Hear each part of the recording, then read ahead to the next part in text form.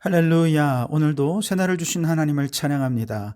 오늘도 말씀으로 시작하는 이 하루 말씀 충만, 은혜 충만, 성령 충만하시기를 주님의 이름으로 축복합니다. 오늘은 히브리서 6장 1절로 3절까지 봉독해 드립니다. 하나님의 말씀을 경청하시기 바랍니다. 그러므로 우리가 그리스도의 도의 초보를 버리고 죽은 행실을 회개함과 하나님께 대한 신앙과 세례들과 안수와 죽은 자의 부활과 영원한 심판에 관한 교훈의 털을 다시 닦지 말고 완전한 대로 나아갈지니라. 하나님께서 허락하시면 우리가 이것을 하리라. 아멘. 오늘도 이 말씀을 통해 우리에게 주시는 하나님의 음성을 듣게 되기를 바랍니다.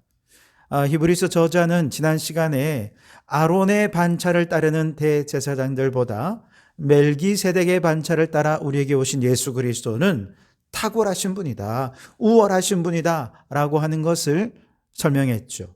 하지만 당시 서신을 받아 읽는 성도들의 영적인 수준이 어린아이 같이 젖 먹는 수준밖에 안 되어서 멜기세덱의 반차에 대해서도 더 많은 설명을 좀 하고 싶은데 설명해도 못 알아들으니 설명할 수가 없다라고 얘기했죠. 그러면서 이제 오늘 1절은 이렇게 얘기합니다. 그러므로 우리가 그리스도의 도의 초보를 버리고 이야기합니다.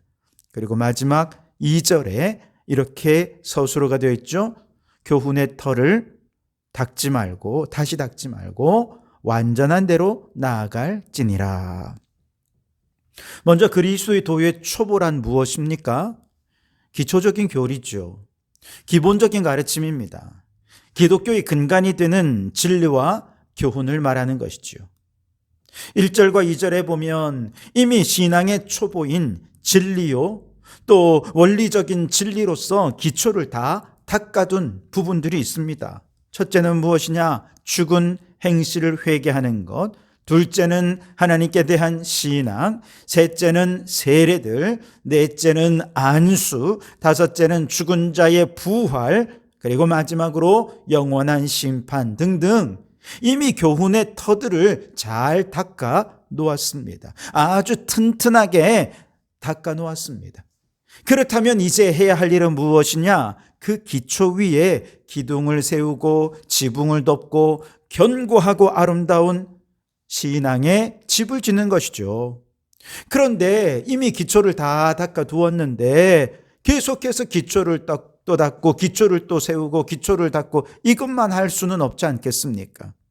그래서 2절 마지막에 교훈의 털을 다시 닦지 말고 완전한 대로 나아갈지니라 라고 고면한 것입니다. 여기서 완전하다라고 하는 말은 완벽하다는 뜻이 아니죠. 성숙한다는 뜻입니다.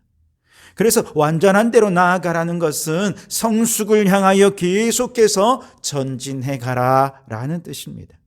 그렇습니다. 여러분, 우리의 신앙은 기초에만 머물러 있어서는 안 됩니다. 성숙해 가야 되고 성장해 가야 합니다. 어디까지요? 그리스도의 장성한 분량이 이르기까지 성장해 가야 합니다.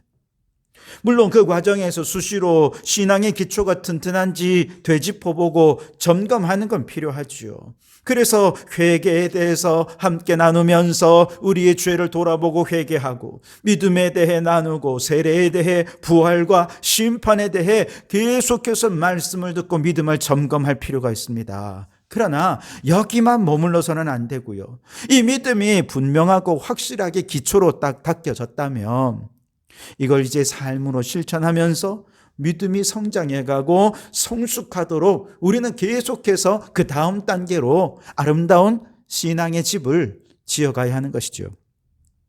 말씀드린 대로 우리의 신앙의 목표는 그리스도의 장성한 분량에 이르기까지 자라나야 합니다. 예수님의 인격, 예수님의 성품을 닮아가야 합니다. 예수님의 사역, 예수님의 비전을 나의 꿈과 비전으로 삼아야 합니다.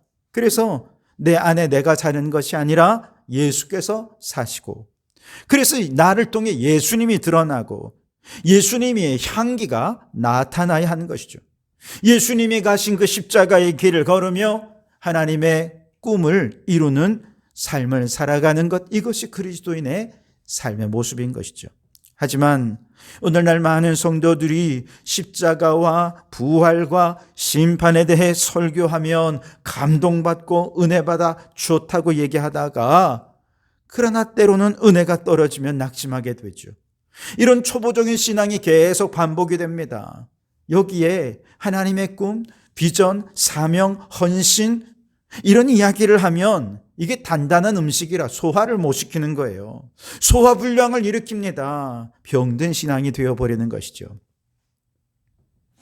그래서 어떤 분들은 목사님 은혜가 너무 인간적이다, 은혜가 안 된다 비난하기도 합니다.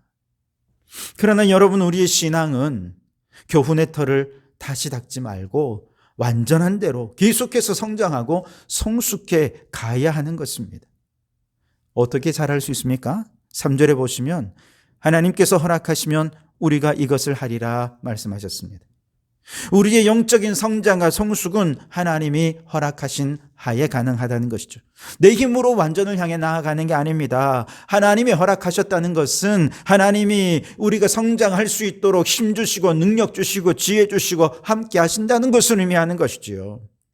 그러니 여러분, 하나님의 허락하심과 그 은혜 안에서 지금까지 신앙의 기초를 잘 닦으셨다면 이제는 한층 더 성숙하고 성장하는 믿음으로 완전한 대로 나아가는 우리 성도들이 되실 수 있기를 주님의 이름으로 축원합니다. 문제는 완전을 향해 전진해 나아가지 않고 신앙의 기초, 초보에만 머물러 있다면, 제자리 걸음만 하고 있다면 신앙의 위기가 찾아올 때 그걸 이길 힘을 갖지 못하고 결국 타락해버리고 만다는 거죠. 4절로 6절에 보시면 한번 빛을 받고 하늘의 은사를 맛보고 성령에 참여한 바가 되고 하나님의 선한 말씀과 내세의 능력을 맛보고도 타락한 자들은 다시 새롭게 하여 회개하게 할 수 없나니 이는 그들이 하나님의 아들을 다시 십자가에 못 박아 드러내놓고 욕되게 함이라 그랬습니다. 여러분, 우리가 예수님을 믿을 때 복음의 빛, 진리의 빛, 은혜의 빛이 비추어졌습니다. 그때 성령께서 우리에게 찾아오셔서 이제는 내 안에 사는 것이 아니라 내 안에 주인 되셔서 성령님께서 사시게 된 것이죠. 성령님은 우리의 신앙을 인쳐주시고 보증해 주셔서 천국까지 이끌어 주시마 약속해 주셨습니다. 물론 그 과정에서 우리의 믿음이 연약해지기도 하고 때로는 낙심되기도 하고 뒤로 물러나 후퇴하는 신앙이 될 때도 있습니다. 하지만 그때마다 성령님은 가만 계시지 않고 말할 수 없는 탄식으로 우리를 위하여 중보해 주시고 다시 일어날 새 힘을 주시고 그래서 끝끝내 천국에까지 도달할 수 있도록 우리의 믿음을 견인해 주시는 분이 바로 성령님이십니다. 그런데 이렇게 성령님께서 인쳐주시고 보증해주시고 천국까지 견인하기 위해 최선을 다하고 계심에도 불구하고 그 엄청난 은혜를 포기하고 거절하고 결국 믿음을 버리고 타락하는 사람들도 생긴다는 것입니다. 성령님께서 그들을 돌이키기 위해 얼마나 애쓰시겠습니까? 그럼에도 불구하고 어떤 사람들은 너무 심하게 배교하고 심지어 선을 넘어도 한참 넘어서 예수님을 부인하고 욕하면서 자신이 마귀에게 속해 있음을 드러내는 거죠. 여러분, 아무리 성령님이 오래 참으시는 분이고 사랑이 한이 없는 분이라 할지라도 이런 사람을 어떻게 품을 수 있겠습니까? 한계가 있는 것이죠. 포기할 수밖에 없는 것입니다. 바로 이런 사람을 위해 지옥이 예비되어 있는 것이죠. 이에 대해 7절과 8절에 한 가지 비유를 들어 설명을 하는데요. 마치 비가 내려 땅이 촉촉히 적셔졌을 때 그것을 흡수해서 우리에게 유용한 채소를 내는 땅이라면 이 땅은 하나님께 복받은 땅이 되겠죠. 그런데 똑같이 비가 내리고 땅이 촉촉해졌는데 그 비옥하고 좋은 땅에 가시를 내고 엉겅퀴를 낸다면 그 땅은 저주받은 땅이고 그 마지막은 불살라지고 말 것이다 라고 말씀하셨어요. 무슨 뜻입니까?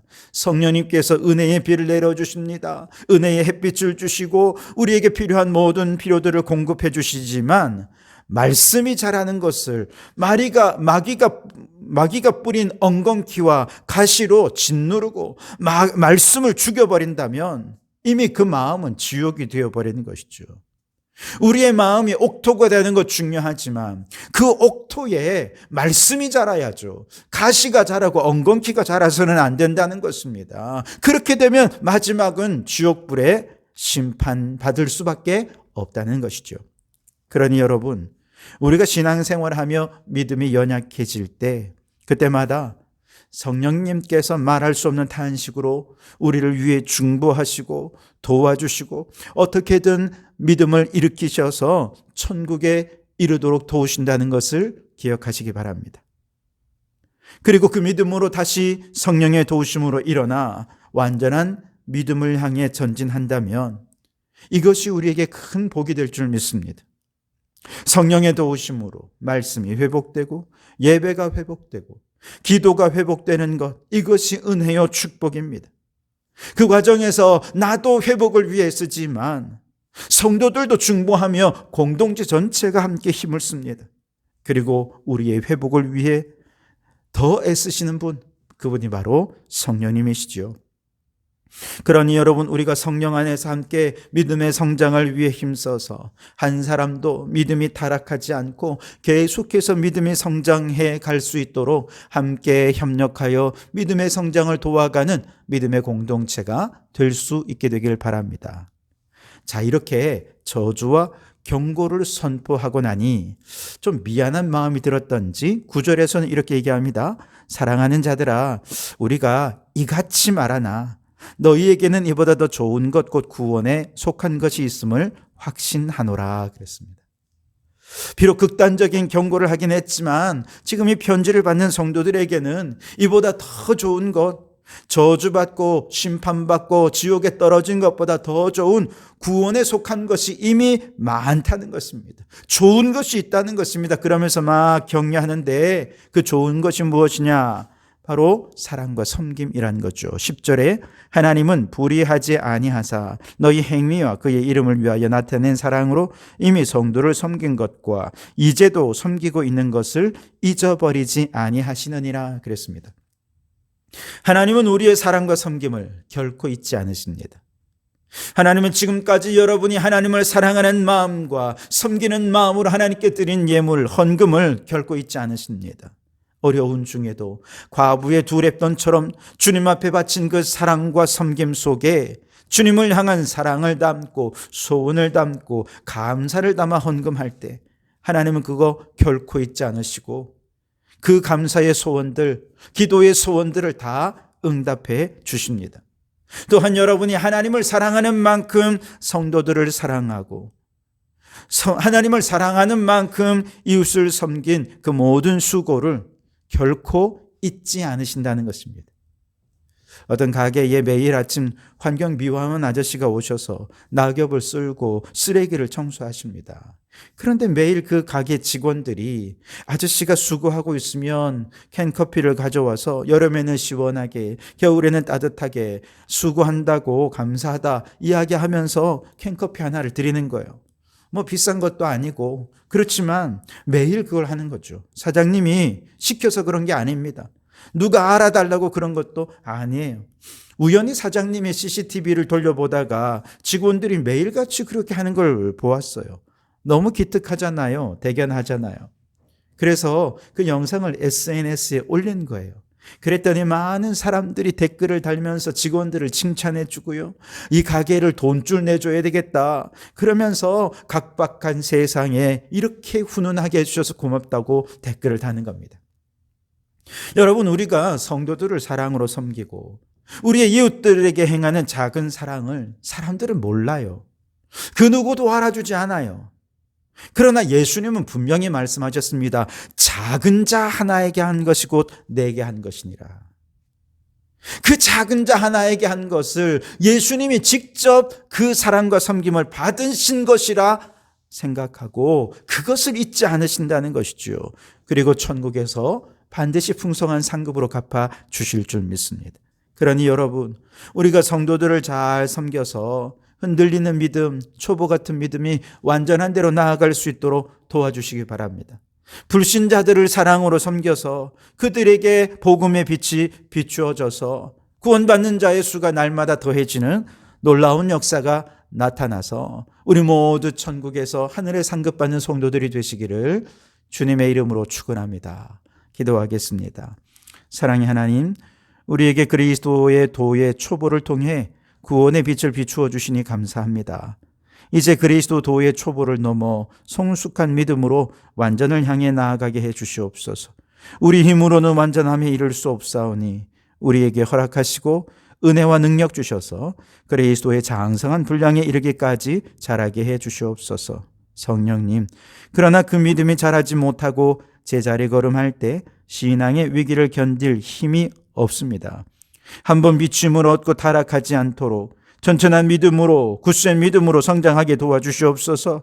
그리하여 주님을 배반하고 주님을 욕되게 하는 저주받은 인생 되지 않게 해 주시옵소서. 주님, 오늘 우리가 하나님을 섬기고 성도들과 이웃들을 사랑으로 돌보는 작은 헌신을 우리 하나님은 결코 잊지 않으신다 말씀하셨습니다. 그러니 더욱 열심히 사랑하며 돌보아 성도들 가운데 한 사람도 타락하는 자가 없게 도와주시고 믿지 않는 자들에게 복음의 빛이 비추어져서 구원의 역사가 나타나게 하여 주시옵소서. 예수님 이름으로 기도하옵나이다. 아멘.